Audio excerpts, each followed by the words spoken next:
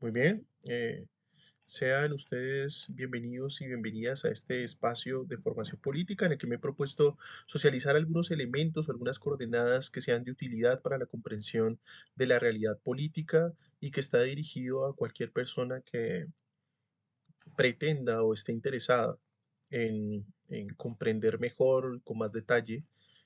esa realidad. En esta ocasión vamos a detenernos en un momento que suele pasar desapercibido cuando hablamos de la democracia, bueno, es la teoría democrática medieval, ¿no? Normalmente se nos dice que la democracia viene de Grecia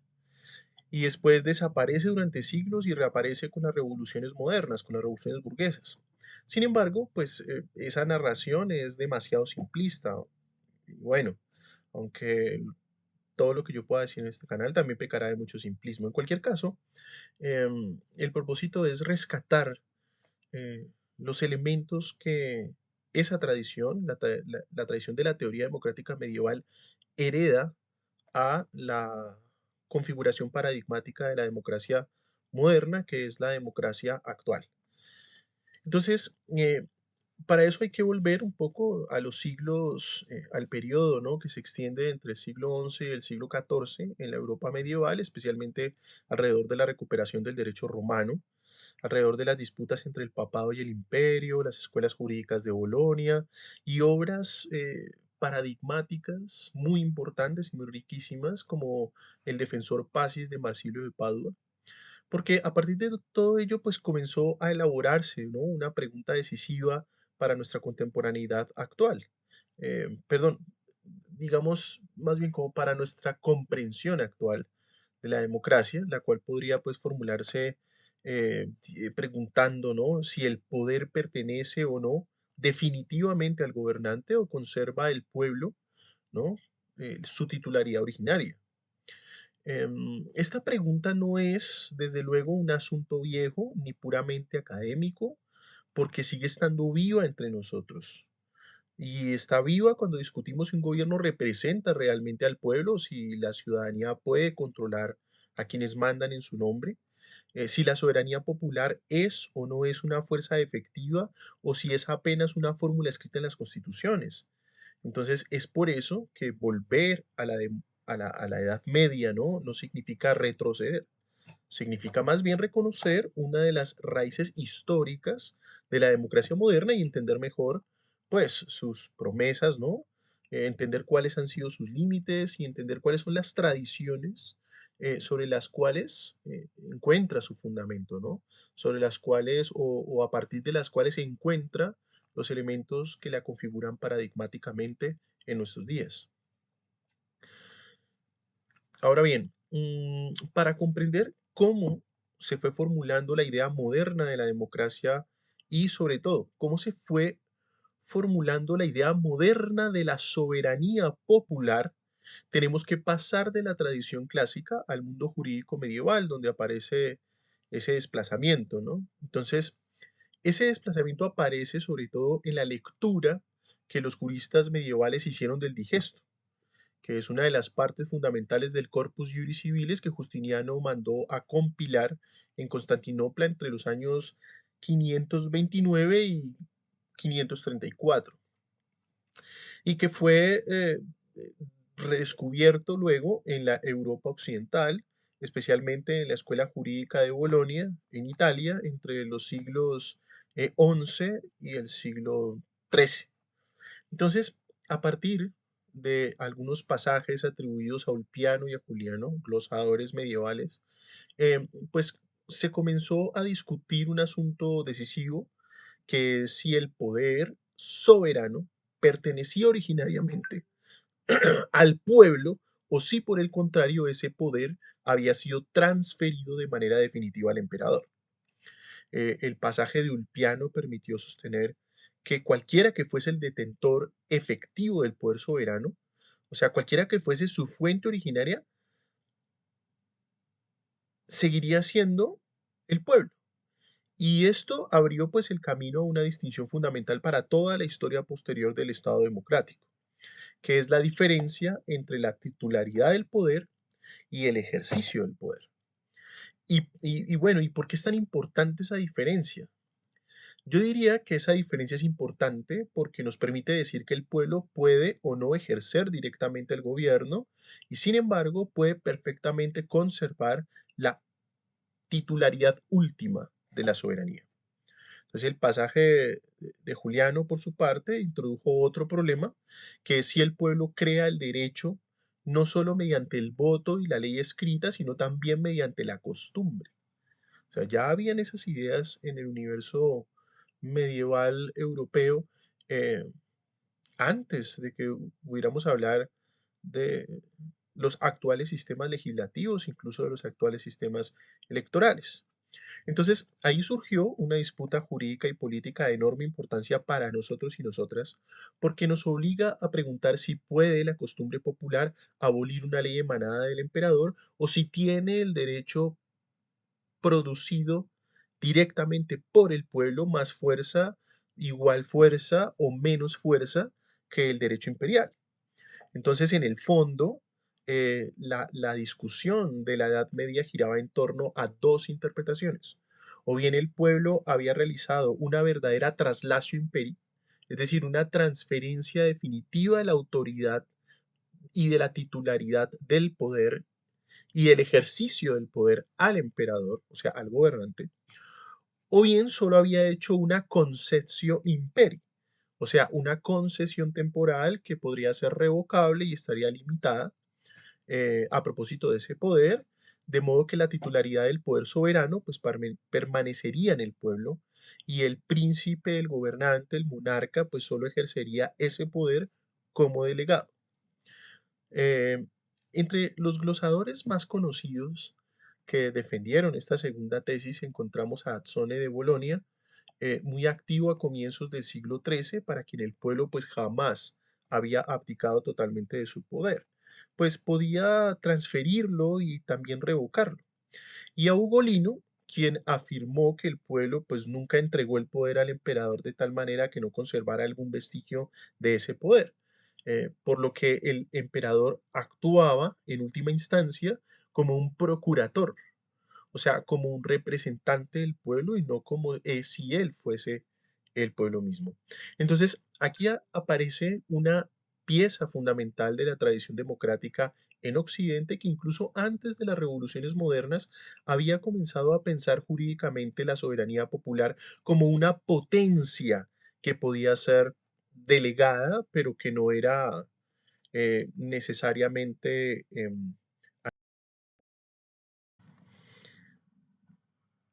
bien. Lo anterior resulta, creo yo, de interés para nuestra comprensión de la democracia actual porque muestra que la soberanía popular no nació en la historia del pensamiento político occidental, al menos, únicamente como consigna revolucionaria de la modernidad, sino también como un problema jurídico-político medieval en el que la pregunta por la titularidad última del poder resultaba junto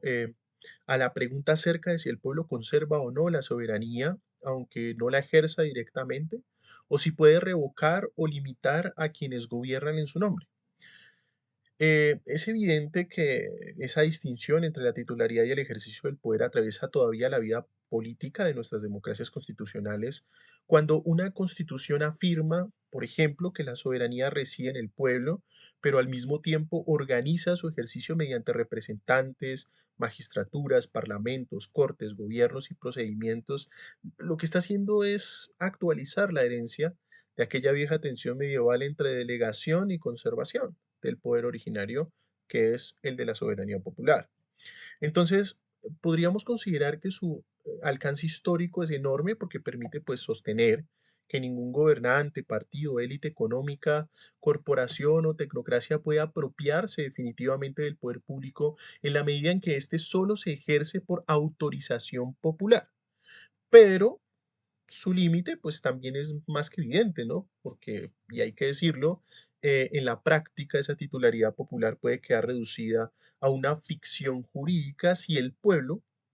o sea, las grandes mayorías de los ciudadanos y ciudadanas, aparece como una fuente abstracta de legitimación y no como un sujeto efectivo de participación, de control, de revocatoria, de deliberación y de producción efectiva de la ley o del derecho. Entonces es por eso que para una formación política de orientación progresista, la preocupación por la democracia eh, no puede ser únicamente si el pueblo elige o no a sus gobernantes, sino si el pueblo conserva o no los medios reales para disputar, corregir y transformar el ejercicio del poder que se realiza en su nombre.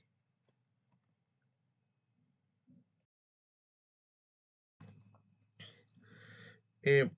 un momento decisivo para comprender la genealogía de la democracia moderna lo encontramos en el Defensor Pacis, que fue la obra escrita por Marsilio de Padua en 1324 y publicada en el contexto de las disputas entre el papado y el imperio que atravesaban a la Europa medieval, especialmente en el ambiente intelectual de París y del norte de Italia. Em, ¿Qué es lo que afirmó allí Marsilio que nos resulta tan importante para nuestra formación hoy? Eh, Pensaría que Marsilio, lo importante es que Marsilio afirmaba que el poder de hacer las leyes, es decir, el poder soberano en sentido estricto, no pertenece al príncipe, no pertenece al gobernante, ni a la autoridad, una autoridad trascendente, sea cual sea, sino al pueblo y a su parte predominante, que es lo que él denominaba el Valentior Pars. Con esto, Marsilio de Padua introdujo una distinción fundamental para el paradigma democrático, que fue, por un lado, la existencia del legislador, que es el cuerpo de los ciudadanos y que tiene el poder de hacer las leyes, de instituir el gobierno, de elegir a quienes gobiernan, de corregirlos e incluso de ponerlos cuando ello convenga al bien común. Y por otro lado estaría el gobernante, que es lo que Marsilio denominaba la pars principans, que no es la causa primera del Estado, sino apenas su causa secundaria, instrumental o ejecutiva. Eh, Dicho, digamos, de una manera más clara, diríamos que el pueblo, para Marsilio de Padua, es el que produce la ley y el gobierno es solo el que la ejecuta. Entonces, el pueblo es el que conserva el poder principal y el gobernante, algo así como un poder constituyente, y el gobernante es el que recibe un mandato derivado, un mandato delegado, y en principio un mandato que podría ser revocable, es lo que podríamos llamar, por ejemplo, poder constituido. Ya, las categorías de poder constituyente y poder constituido no estaban en los textos de Marsilio de Padua, por supuesto, pero son como analogías que traigo a colación para poder más o menos esclarecer por qué la diferencia entre el Valentium Pars que funda la ley y el pars principans, que es el que la ejecuta. Entonces, digamos, este punto es muy importante porque permite ver que la soberanía popular no nació de manera súbita con las revoluciones modernas de los siglos XII y XVIII, sino que tuvo una elaboración medieval muy precisa. Y es por eso que la teoría marsiliana pues era uno de los antecedentes más importantes para autores modernos como John Locke, que escribió en la Inglaterra posterior a la Revolución Gloriosa de 1688, y para Jean-Jacques Rousseau, que escribió en la Ginebra y en la Europa Ilustrada del siglo XVIII, aunque entre ellos, bueno, exista ya una diferencia bastante grande, ¿no? Por supuesto, eh, para Locke, por ejemplo, el poder legislativo podía ser ejercido por los representantes y para Rousseau, especialmente en el contrato social, la soberanía legislativa debía ser ejercida directamente por los ciudadanos. Sin embargo, pues en ambos casos permaneció viva la pregunta que Marsilio de Padua había formulado con una fuerza extraordinaria que, porque él se preguntaba si el pueblo es o no la fuente de la ley y sobre todo cómo impedir que quienes gobiernan en su nombre terminen apropiándose del poder que solo les ha sido confiado.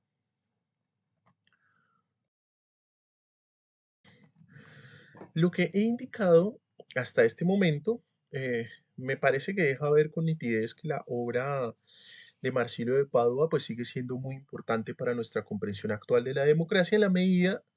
en que nos permite formular con cierta claridad una tensión que sigue atravesando a nuestras instituciones públicas y la cual pues refiere el hecho de que el pueblo sea declarado como titular de la soberanía, pero que el gobierno pues suela actuar como si esa soberanía le perteneciera de manera propia. Entonces ahí hay una cooptación gubernamental de la soberanía, diría yo, que, eh, y eso pues parecería ser un contrasentido, pero que en realidad no lo es tanto. De hecho, la distinción entre el poder legislativo como poder principal y el poder ejecutivo como un poder derivado nos ayuda mucho a pensar un problema muy concreto de las democracias contemporáneas, que es el que tiene que ver con aquello que ocurre cuando los gobiernos, los partidos, los parlamentos, las cortes, las burocracias estatales o incluso los poderes económicos comienzan a sustituir la voluntad popular que dicen representar, ¿no? Entonces, las tesis marcilianas elaboradas en el siglo XIV nos recuerdan hoy, en pleno siglo XXI, que ningún gobernante pues es la causa primera del poder político y que todo gobierno es una mediación. Todo gobierno es un mandato, una función instrumental respecto a una comunidad política que conserva la titularidad última de la ley. Entonces, su alcance histórico, podríamos decir, es que es enorme, ¿no? Porque pues anticipa la idea moderna de soberanía popular y nos permite fundamentar mecanismos, ¿no? Como la elección popular, el control político, la revocatoria de mandato, la deliberación pública, la subordinación del Ejecutivo a la ley. Y pues su límite debe ser concretamente señalado en el hecho de que las democracias modernas, ¿no? Especialmente en las sociedades atravesadas por desigualdades económicas, por la concentración mediática de la opinión, por la tecnocracia y la captura corporativa del Estado, el pueblo puede seguir siendo nombrado como soberano mientras permanece materialmente excluido de las decisiones fundamentales. Ahí hay una contradicción fundamental que niega, por supuesto, digamos, las enseñanzas, ¿no? Del viejo Marsilio y que deberían estar como presentes, que de hecho lo están, por lo menos desde el punto de vista de la proyección ideal y normativa de las democracias contemporáneas, pero obviamente en la práctica la corrupción misma es digamos, un comportamiento, un patrón social y político, por supuesto, que va a contravía de hecho. El caso es que para una formación política progresista como la nuestra, Marsilio de Padua pues no debería ser leído e interpretado como una curiosidad medieval, sino como un portador o como el portador de un pensamiento que nos advierte sobre los problemas que tienen plena vigencia. Porque allí donde el gobierno deja de ser un instrumento del legislador popular, o sea, de ese Valentior Pars y se convierte en un poder separado, deja incluso, en ese momento deja incluso de ser ya un pars principans. Tendría que, no sé, se convierte en otra cosa, ¿no? Porque es un poder separado. Y la democracia en esa condición, pues comienza a vaciarse desde adentro. Finalmente, y después de haber revisado a Marsilio de Padua, nos conviene hacer una precisión necesaria, ¿no? Y esta precisión consiste en entender que la doctrina de la soberanía popular no debe ser confundida, sin más, con la doctrina contractualista. ¿Por qué? Porque no todo contractualismo conduce a la democracia, así de sencillo. Pensemos por un momento en Thomas Hobbes, el autor de Leviatán, para quien el pacto social pues sirve para fundar un soberano absoluto y no un gobierno democrático. O pensemos también en Immanuel Kant, en la Prusia de finales del siglo XVIII, especialmente en textos célebres como La crítica a la razón práctica de 1793 o La metafísica de las costumbres de 1797, eh, que son obras donde Kant pues nos propone pensar el contrato, sí, la contractualidad, el contrato social, como una idea racional de legitimidad política, pero no por ello, pues él llega a defender una democracia popular en sentido fuerte como hoy la conocemos, ¿no? Entonces tengamos en cuenta al mismo tiempo que no toda teoría democrática necesita apoyarse tampoco en la hipótesis de un contrato social. sobre todo porque a medida que avanzamos hacia la época contemporánea, pues cuando la democracia empieza a pensarse desde la historia social, desde los movimientos sociales y movimientos populares, desde la lucha de clases, desde los derechos, desde la participación y la conflictividad política, pues las cosas cambian bastante. La democracia comienza a ser interpretada de una manera distinta. Sin embargo, hay que decir que, pues dicho eso, no podemos desconocer que el contractualismo constituye uno de los grandes filones del pensamiento democrático moderno, precisamente porque permite explicar dos momentos fundamentales de la razón política moderna. El primero de ellos es la constitución del pueblo como universitas civium, o sea, como cuerpo de ciudadanos nacido de un acuerdo, fundado por un acuerdo, el llamado Pactum Societatis. Y segundo, la institución del gobierno a través de otro acuerdo que es el llamado Pactum Subiectionis, por medio del cual pues ese pueblo ya constituido por un acuerdo fundamental, por un primer pacto, organiza la transmisión del poder, o sea, la transferencia, el traslatio imperii, ya sea total o parcial, definitiva, temporal, irrevocable o revocable, como sea, pero el pacto en subjectionis es justamente ese mecanismo de traslado del poder, ese mecanismo de delegación del poder. Entonces aquí es donde aparece la conexión decisiva porque la teoría del contrato social entra en la tradición democrática de la modernidad cuando se articula con la teoría de la soberanía popular. Entonces la pregunta no es si hubo o no hubo un contrato social, sino qué tipo de sujeto político produce ese contrato. ¿No? ¿Qué poder conserva el pueblo después de constituir el gobierno y bajo qué condiciones puede corregir, limitar o revocar a quienes ejercen el poder en su nombre? Ahora, la enseñanza principal que nos deja esta distinción entre la doctrina de la soberanía popular y la doctrina contractualista es que la democracia moderna no puede ser comprendida únicamente como el resultado de un contrato entre individuos libres e iguales, porque esa imagen contractual suele ocultar las condiciones históricas que hicieron posible y al mismo tiempo limitaron la aparición del sujeto democrático de la modernidad. Habría que preguntarse a propósito de eso más bien, ¿quiénes podían pactar? ¿Quiénes eran reconocidos como ciudadanos? ¿Quiénes quedaban por fuera del pueblo soberano? Eso es como lo que enseña la teoría crítica y también la teoría decolonial, por supuesto. Entonces, la doctrina de la soberanía popular afirma que el poder pertenece originariamente al pueblo, pero al contractualismo moderno, desde Hobbes hasta Locke y Rousseau, pues no siempre resolvió democráticamente esa afirmación, porque muchas veces imaginó un pueblo abstracto mientras la sociedad real estaba atravesada, ¿no? Por la propiedad privada, por el colonialismo, por la esclavitud, por la subordinación de las mujeres y la exclusión de los trabajadores pobres. Entonces ahí es donde aparece el problema ideológico de fondo. Pues yo diría que el contrato podía hablar en nombre de la libertad universal, mientras que el capitalismo organizaba la dependencia material. eh, Podía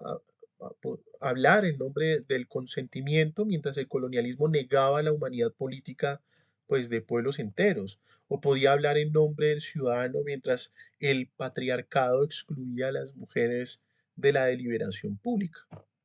Entonces, para pensar críticamente la democracia moderna, no nos bastaría con preguntarnos si el poder nace del contrato social. Tendríamos que preguntarnos, además de eso, si la soberanía popular logra desbordar las formas históricas de dominación, que son las que reducen el pueblo a la condición de ser pues una ficción jurídica y convierten la libertad democrática en un privilegio de quienes pues ya poseen propiedades, ¿no? De quienes ya poseen una ciudadanía reconocida, una voz pública y un poder social.